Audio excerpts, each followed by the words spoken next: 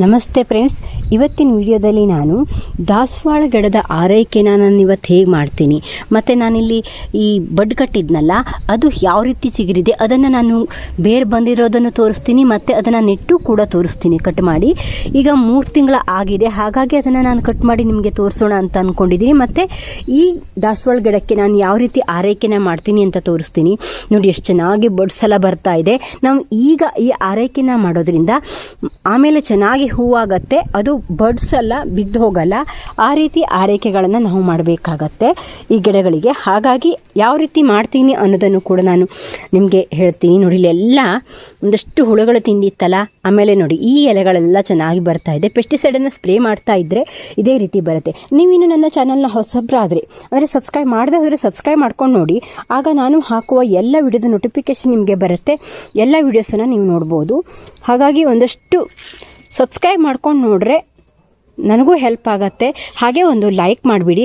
ನೋಡಿ ಈ ದಾಸವಾಳಗಳೆಲ್ಲ ಎಷ್ಟು ಚೆನ್ನಾಗಿ ಚಿಗುರು ಬರ್ತಾ ಇದೆ. ಒಂದು ಸ್ವಲ್ಪ ದಿವಸ ಅಂದರೆ ಕಡಿಮೆ ಇರುತ್ತೆ ಮೊಗ್ಗುಗಳೆಲ್ಲ, ಅಂದರೆ ಅದು ಚಿಗುರು ಬರಬೇಕಲ್ಲ. ಹಾಗಾಗಿ ಆ ಟೈಮಲ್ಲಿ ಬೇಕಾದರೆ ನೀವು ಕಟ್ ಮಾಡ್ಕೋಬೋದು. ನೋಡಿ ಈ ರೀತಿ ಕಟ್ ಮಾಡಿದರೆ ಮತ್ತೆ ಅಡ್ಡ ಅಂದರೆ ಬುಷಿಯಾಗಿ ಬರುತ್ತೆ. ಆ ರೀತಿ ನಾವು ಅದನ್ನು ಕೇರ್ ಮಾಡ್ಬೋದು. ನೋಡಿ ಈ ರೀತಿ ನಾವು ಎಷ್ಟು ಬಿಸಿಲಲ್ಲಿ ಇಡ್ತೀವೋ ಅಷ್ಟು ಚೆನ್ನಾಗಿರುತ್ತೆ ಈ ದಾಸವಾಳ ಗಿಡಗಳನ್ನೆಲ್ಲ. ನೋಡಿ ಇಲ್ಲೆಲ್ಲ ಮೊಗ್ಗು ಬಿಡ್ತಾ ಇದೆ. ಇದು ನಾನು ಕಟಿಂಗಿಂದ ಬೆಳೆದಿರೋದೆ. ಇದು ನರ್ಸರಿ ಗಿಡ, ಇದರಲ್ಲೇ ನಾನು ಕಟಿಂಗ್ ಮಾಡಿ ನೆಟ್ಟಿರುವಂಥ ಗಿಡ ಇದು. ಅದೇ ರೀತಿ ಮಾಡಿದ್ದೀನಿ. ಈಗ ಬನ್ನಿ ನಾನು ಬಡ್ ಕಟ್ಟಿದ್ನಲ್ಲ ಪ್ಲಾಸ್ಟಿಕ್ಕಲ್ಲಿ, ಅದನ್ನು ಯಾವ ರೀತಿ ಕಟ್ ಮಾಡ್ತೀನಿ, ಅದು ಹೇಗೆ ಬೇರೆ ಬಂದಿದೆ ಅಂತ ಕೂಡ ನಾನು ನಿಮಗೆ ತೋರಿಸ್ತೀನಿ. ಹಾಗಾಗಿ ಈ ವಿಡಿಯೋನ ಪೂರ್ತಿಯಾಗಿ ನೋಡಿ. ಲಾಸ್ಟಲ್ಲಿ ಇದನ್ನು ತೋರಿಸ್ತೀನಿ. ಮೊದಲು ನಾನು ಈ ಗಿಡಕ್ಕೆ ಯಾವ ರೀತಿ ಆರೈಕೆನ ಮಾಡ್ತೀನಿ ಅಂತ ತೋರಿಸ್ತೀನಿ. ನನ್ನ ಇನ್ನೊಂದು ಚಾನಲ್ JH ಕನ್ನಡ ಸ್ಟೋರೀಸ್ ಅಂತ, ಅದರಲ್ಲಿ ಕಥೆಗಳನ್ನು ಹೇಳ್ತೀನಿ. ನೀವು ಅದನ್ನು ಸಬ್ಸ್ಕ್ರೈಬ್ ಮಾಡಿ ಸಪೋರ್ಟ್ ಮಾಡಿ ಅಂತ ಕೇಳ್ಕೊತೀನಿ. ಮಕ್ಕಳಿಗೆಲ್ಲ ಕಥೆಯನ್ನು ಹೇಳ್ತೀವಲ್ಲ, ಆ ರೀತಿ ಚಾನಲ್ ಮಾಡಿದ್ದೀನಿ ಹೊಸದಾಗಿ. ನೋಡಿ ಇಲ್ಲೆಲ್ಲ ಬೇರೆ ಬರ್ತಾ ಇದೆ. ಈಗ ನಾವು ಇಲ್ಲೆಲ್ಲ ಮಣ್ಣು ಮತ್ತು ಗೊಬ್ಬರಗಳನ್ನೆಲ್ಲ ಹಾಕ್ಕೊಟ್ರೆ ಇಲ್ಲೆಲ್ಲ ಈ ಬೇರೆಲ್ಲ ದೊಡ್ಡ ಆಗುತ್ತೆ ಮತ್ತು ಸ್ಟ್ರೆಂತ್ ಆಗುತ್ತೆ ಗಿಡ. ಹಾಗಾಗಿ ನಾವು ಯಾವಾಗಲೂ ಈ ದಾಸವಾಳ ಗಿಡಕ್ಕೆ ದೊಡ್ಡದಾಗಿರೋವಂಥ ಗ್ರೋ ಬ್ಯಾಗನ್ನೇ ತೊಗೋಬೇಕು. ಹಾಗೆ ಮತ್ತೆ ಗೊಬ್ಬರಗಳನ್ನು ಹಾಕ್ತಾ ಇರಬೇಕು. ನೋಡಿ ಇದು ನಾನು ಎಲ್ಲ ಗಿಡಕ್ಕೂ ಈ ಲಾಂಗ್ ಟರ್ಮ್ ಗಿಡಗಳಿಗೆ ಈ ಕುರಿ ಗೊಬ್ಬರನ ಸಜೆಸ್ಟ್ ಮಾಡ್ತೀನಿ. ಎಷ್ಟು ಹಾಕ್ತೀನಿ ಅಂತ ನೋಡಿ. ಇದನ್ನು ಹಾಗಂತ ಇದನ್ನು ನಾವು ಆ ಬೇರೆ ಬರೋ ಜಾಗಕ್ಕೆ ಹಾಕಬಾರ್ದು, ಈ ಸೈಡಲ್ಲಿ ಹಾಕ್ತೀನಿ. ನಾನು ಇದನ್ನು ಬೇರನ್ನು ಲೂಸ್ ಮಾಡಲ್ಲ, ಯಾಕಂದರೆ ತುಂಬ ಮಣ್ಣನ್ನು ಹಾಕಬೇಕು. ನೀವು ಪಾಟ್ ಫುಲ್ ಆಗಿಬಿಟ್ಟಿದೆ ಅಂದರೆ ಬೇರನ್ನೆಲ್ಲ ತೆಕ್ಕೊಂಡು ಹಾಕಿ, ಅಂದರೆ ಮಣ್ಣನ್ನು ತೆಕ್ಕೊಂಡು ಬೇರನ್ನು ತೆಕ್ಕೊಂಡು ಅಲ್ಲ ಸಾರಿ ಮಣ್ಣನ್ನು ಒಂದಷ್ಟು ಕೆದರಿ ತೆಕ್ಕೊಂಡು ಹಾಕಿ. ಈ ದಾಸವಾಳ ಗಿಡದಲ್ಲಿ ತುಂಬ ಬೇರುಗಳಿರುತ್ತೆ, ಹಾಗಾಗಿ ನಾನಿಲ್ಲಿ ಲೂಸ್ ಮಾಡಲ್ಲ. ಮತ್ತು ನಾವು ಮಣ್ಣನ್ನು ಹಾಕ್ಕೊಡ್ತೀವಲ್ಲ ಆಗ ಸರಿ ಆಗುತ್ತೆ ಅಂತ ನೋಡಿ. ಇಷ್ಟು ಗೊಬ್ಬರನ ಹಾಕಿ ನಾನು ಸೈಡಲ್ಲೇ ಹಾಕಿದ್ದೀನಿ, ಮತ್ತು ಅದ್ರ ಬುಡದಲ್ಲಿ ಹಾಕಲ್ಲ. ಯಾವುದೇ ಗೊಬ್ಬರ ಆಗಲಿ ಅದ್ರ ಬುಡಕ್ಕೆ ಹಾಕಬಾರ್ದು, ಬೇರುಗೆ ಇಫೆಕ್ಟ್ ಆಗಿಬಿಡತ್ತೆ. ಹಾಗಾಗಿ ಸೈಡಲ್ಲಿ ಹಾಕಿ ಆಮೇಲೆ ಪಾಟಿಂಗ್ ಮಿಕ್ಸು, ನಾನು ಆಲ್ ಇನ್ ಒನ್ ಅಂತ ಪಾಟಿಂಗ್ ಮಿಕ್ಸ್ನ ಮಾಡ್ಕೊಂಡಿರ್ತೀನಿ. ಅದೇ ಪಾಟಿಂಗ್ ಮಿಕ್ಸ್ನ ತೊಗೊಂಡು ನಾನು ಆದಷ್ಟು ಎಲ್ಲ ಗಿಡಗಳಿಗೂ ಹಾಕ್ತೀನಿ. ನೋಡಿ ಇದರಲ್ಲಿ ಭತ್ತದ ಹೊಟ್ಟು ಮತ್ತು ಗೊಬ್ಬರ ಮತ್ತು ಇದು ಹುಡಿ ಆಗಿರೋ ಮಣ್ಣು, ಸ್ವಲ್ಪ ಕಲ್ಲು ಮಿಕ್ಸ್ ಇದೆ, ಸಣ್ಣ ಕಲ್ಲಿದೆ. ಹಾಗಾಗಿ ನಾನು ಮರಳನ್ನು ಹಾಕಿಲ್ಲ. ನೀವು ಬೇಕಾದರೆ ಮರಳನ್ನು ಹಾಕ್ಕೊಳ್ಳಿ.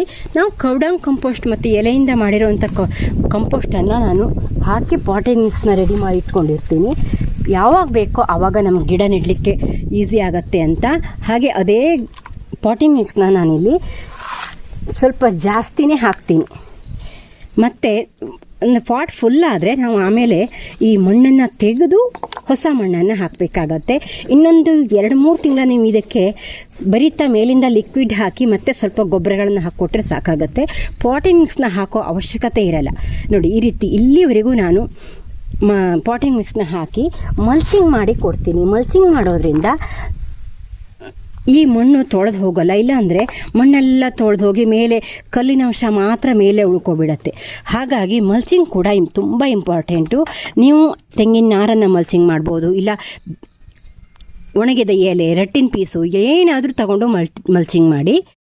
ಬನ್ನಿ ನೋಡೋಣ ಇದನ್ನು ಯಾವ ರೀತಿ ಬೇರೆ ಬಂದಿದೆ ಅಂತ. ಸ್ವಲ್ಪ ನಿಧಾನವಾಗಿ ಅದನ್ನು ಬಿಚ್ಚಿ ತೋರಿಸ್ತೀನಿ ನಾನು ನಿಮಗೆ, ಅಥವಾ ಕಟ್ ಮಾಡಿಕೊಂಡೇ ತೋರಿಸ್ತೀನಿ. ನೋಡಿ ಇಲ್ಲೆಲ್ಲ ಬೇರೆ ಬರ್ತಾ ಇದೆ ಈ ರೀತಿ. ನೋಡಿ ಇದನ್ನು ಇಲ್ಲಿ ಕೆಳಗಡೆ ಕಟ್ ಮಾಡಬೇಕು, ಕ್ರಾಸಲ್ಲೇ ಕಟ್ ಮಾಡಿ, ಗಿಡಕ್ಕೆ ಪೆಟ್ಟಾಗಿಬಿಡತ್ತೆ.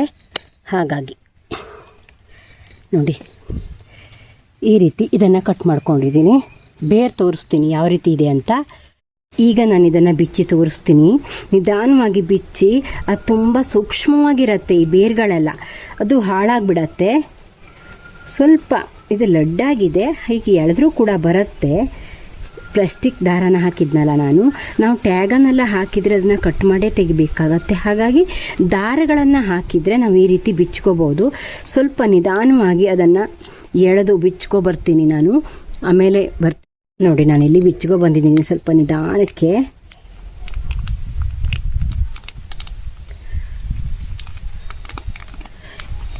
ಇದು ಈಗ ಮಳೆಯಲ್ಲಿ ಒದ್ದೆ ಆಗಿಬಿಟ್ಟಿದೆಯಲ್ಲ, ಹಾಗಾಗಿ ಅದು ಬಿಟ್ಕೊಬಿಡತ್ತೆ. ಸ್ವಲ್ಪ ಡ್ರೈ ಹಾಕ್ಕೊಂಡಿದ್ರೆ ಹಾಗಾಗಲ್ಲ. ನೋಡಿ, ಸ್ವಲ್ಪ ಟೈಟ್ ಮಾಡಿಕೊಂಡು, ಇಲ್ಲಾಂದರೆ ಬೇರು ಕೂಡ ಈ ಪ್ಲಾಸ್ಟಿಕ್ ಜೊತೆಗೆ ಬಂದುಬಿಡತ್ತೆ. ನೋಡ್ಬೋದು ಇಲ್ಲಿ ಎಷ್ಟು ಚೆನ್ನಾಗಿ ಬಂದಿದೆ ಅಂತ. ನೋಡಿ, ಇಲ್ಲೆಲ್ಲ ಬೇರು ಬರ್ತಾ ಇದೆ. ಇನ್ನೂ ಸ್ವಲ್ಪ ದಿನ ಬೇಕಾಗಿತ್ತು ಅನ್ಸುತ್ತೆ, ಅಲ್ಲಿ ಪ್ಲಾಸ್ಟಿಕ್ ಬಂದುಬಿಟ್ಟಿತ್ತು. ಹಾಗಾಗಿ ನೋಡಿ, ಇಲ್ಲೆಲ್ಲ ಬೇರು ಬರ್ತಾ ಇದೆ. ನಾವು ಇದನ್ನು ಹಾಗೆ ನೆಟ್ಟರೆ ಬೇರು ಬರುತ್ತೆ. ನೋಡಿ, ಇಲ್ಲೆಲ್ಲ ಎಷ್ಟು ಚೆನ್ನಾಗಿ ಬೇರು ಮೊಳಕೆ ಮೊಳಕೆ ಮೊಳಕೆ ಬಂದಿದೆ ಅಂತ. ನೋಡಿ, ಇದೆಲ್ಲ ಬೇರು ಎಷ್ಟು ಚೆನ್ನಾಗಿ ಬಂದಿದೆ. ಇದನ್ನು ನಾವೀಗ ಕವರಿಗೆ ಹಾಕ್ತೀನಿ.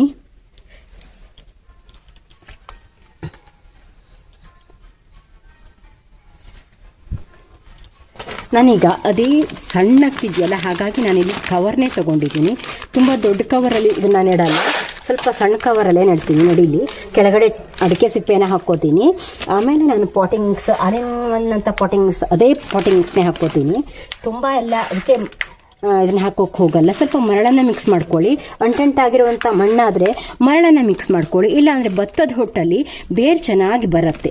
ಹಾಗಾಗಿ ನಾನಿಲ್ಲಿ ಭತ್ತದ ಹೊಟ್ಟೆನ ಜಾಸ್ತಿ ಹಾಕ್ಕೊಂಡಿದ್ದೀನಿ. ಮತ್ತೆ ಸ್ವಲ್ಪ ನೋಡಿ, ಈ ರೀತಿ ಹಾಕ್ಕೊಂಡು ನಾನು ಇದನ್ನು ನಿಧಾನವಾಗಿ ನೆಡಬೇಕು. ತುಂಬ ಹಾರ್ಡಾಗಿ ನೆಟ್ಟರೆ ಈ ಬೇರುಗಳಿಗೆಲ್ಲ ಇಫೆಕ್ಟ್ ಆಗಿಬಿಡತ್ತೆ. ನೋಡಿ, ಈ ರೀತಿ ಒಂದು ಕೈಯಲ್ಲೇ ನಾವು ಹೋಲನ್ನು ಮಾಡಿಕೊಂಡು ಆ ಹೋಲ್ ಒಳಗಡೆ ಇದನ್ನು ಇಟ್ಟರೆ ಅಲ್ಲೇ ಚೆನ್ನಾಗಿ ಆ ಬೇರಿಗೆ ಕಟ್ಟಾಗದೆ ಇರೋ ಹಾಗೆ. ನೀವು ಬೇಕಾದರೆ ಒಂದು 4 ತಿಂಗಳ ಹಾಗೆ ಇಡಿ. ಈ ಟೈಮಲ್ಲಿ ಸ್ವಲ್ಪ ಇಮ್ಯುನಿಟಿ ಕಡಿಮೆ ಇರುತ್ತಲ್ಲ, ಬೇರು ಸ್ವಲ್ಪ ಬರಲಿಕ್ಕೆ ಸ್ವಲ್ಪ ಲೇಟ್ ಆಗಿಬಿಟ್ಟಿತ್ತು ಅಂತ ಅನಿಸುತ್ತೆ.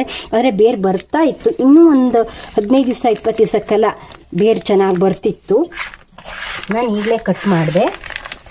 ನೋಡಿ, ಈ ರೀತಿ ಅದನ್ನು ನೆಡ್ತೀನಿ. ನಾನು ಮುಂದಿನ ದಿನಗಳಲ್ಲಿ ಈ ಗಿಡ ಹೇಗೆ ಬಂದಿದೆ ಅಂತ ಕೂಡ ತೋರಿಸ್ತೀನಿ.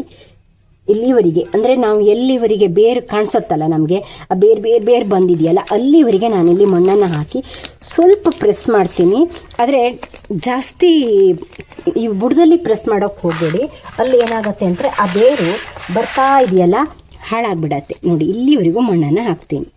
ಮೇಲ್ವರೆಗೂ ಮಣ್ಣನ್ನು ಹಾಕಿ ನಾನು ಇದನ್ನು ಸ್ವಲ್ಪ ಮಳೆ ನೀರು ತುಂಬ ತಾಗಬಾರ್ದು, ಸ್ವಲ್ಪ ಸೀರ್ತಾ ಇದ್ದರೆ ಪರವಾಗಿಲ್ಲ, ಆ ರೀತಿ ಜಾಗದಲ್ಲಿ ಇಡಬೇಕು. ಮತ್ತು ಬಿಸಿಲು ಬರದೇ ಇರೋ ಜಾಗದಲ್ಲಿ, ಇನ್ನೊಂದು ತಿಂಗಳ ಬಿಸಿಲು ಬರದೇ ಇರೋವಂಥ ಜಾಗದಲ್ಲೇ ನೀವು ಇದನ್ನು ಇಟ್ಬಿಡಿ.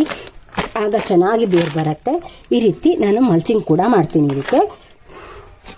ನೋಡಿ, ಈ ರೀತಿ ಫ್ರೆಂಡ್ಸ್, ದಾಸವಾಳ ಗಿಡದ ಬಗ್ಗೆ ಒಂದಷ್ಟು ಮಾಹಿತಿನ ಹೇಳಿದ್ದೀನಿ. ಮತ್ತು ನಾನು ಹೇಗೆ ಅದನ್ನು ಆರೈಕೆನ ಮಾಡಿದ್ದೀನಿ ಮತ್ತು ಅದನ್ನು ಹೇಗೆ ನೆಡೋದು ಅಂತಲೂ ಹೇಳಿದ್ದೀನಿ, ತೋರಿಸಿದ್ದೀನಿ. ಈ ವಿಡಿಯೋ ಇಷ್ಟ ಆದರೆ ಲೈಕ್ ಮಾಡಿ, ಶೇರ್ ಮಾಡಿ, ಕಾಮೆಂಟ್ ಮಾಡಿ. ನಾನು ಇದಕ್ಕೆ ನೀರನ್ನು ಈಗ ಹಾಕಲ್ಲ, ಯಾಕಂದರೆ ಮಳೆ ನೀರು ಮಣ್ಣಲ್ಲಿ ಒದ್ದೆ ಅಂಶ ಇದೆ. ಹಾಗೆ ಇಲ್ಲೇ ಇಟ್ಟುಬಿಡ್ತೀನಿ. ಇಲ್ಲಿ ಸ್ವಲ್ಪ ನೆರಳಿದೆ, ಮತ್ತು ಬಿಸಿಲು ಬರಲ್ಲ, ಆಮೇಲೆ ಮಳೆನೂ ತಾಗಲ್ಲ, ಸ್ವಲ್ಪ ನೀರು ಸೇರುತ್ತೆ ಅಷ್ಟೇ. ಒಂದು 2 ದಿವಸ 3 ದಿವಸಕ್ಕೊಂದು ಸಾರಿ ನೀವು ಇದಕ್ಕೆ ನೀರನ್ನು ಸ್ಪ್ರೇ ಮಾಡಿದರೆ ಸಾಕಾಗತ್ತೆ. ಈ ವಿಡಿಯೋನ ಪೂರ್ತಿಯಾಗಿ ನೋಡಿದ್ದಕ್ಕೆ ಧನ್ಯವಾದ. Thank you for watching. Bye. ಮುಂದಿನ ವಿಡಿಯೋದಲ್ಲಿ ಸಿಗ್ತೀನಿ.